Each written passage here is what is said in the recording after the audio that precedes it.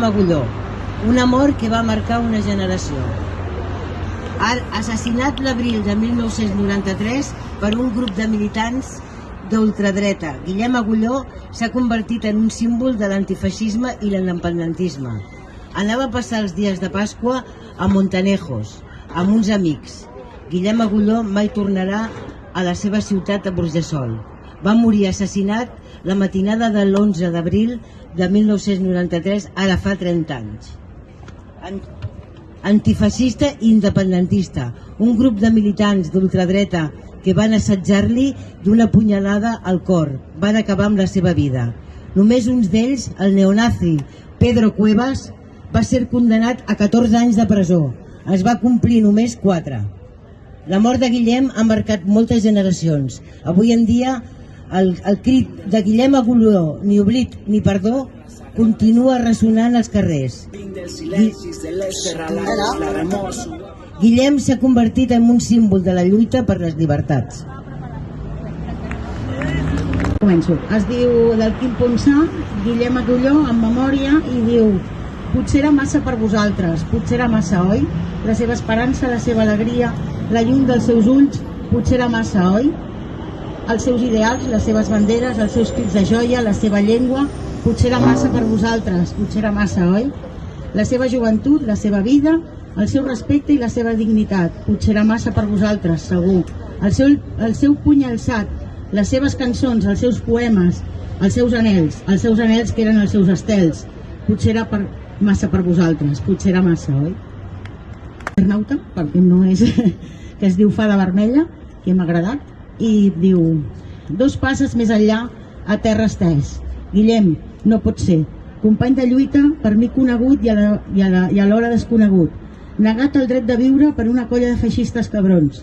No varen pensar que Guillem tenia un dret a la vida. No varen pensar en els seus pares, el fet de veure morir el seu fill.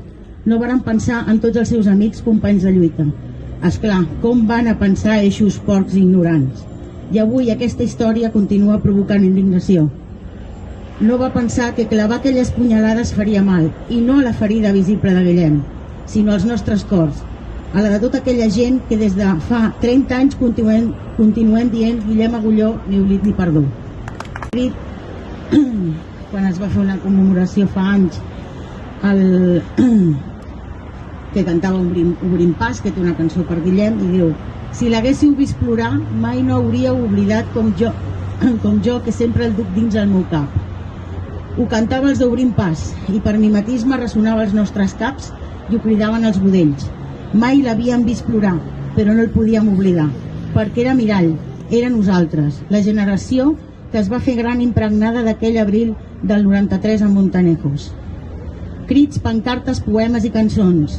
La imatge impactant de la Betlem, la seva germana, pujant un escenari engolit per un silenci enxorador, i compartia des de l'11 d'abril del 93 al cel dels països catalans hi brilla un nou estel.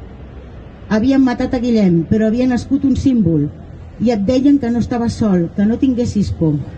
Però i tant que en teníem, perquè eren com nosaltres, era nosaltres. Un jove amb una edat que era la nostra, que estimava una llengua i una cultura que eren les nostres, que escoltava una música que també era la nostra, que defensava uns valors que també eren els nostres. Una vida com la nostra, furtada precisament perquè era com la nostra.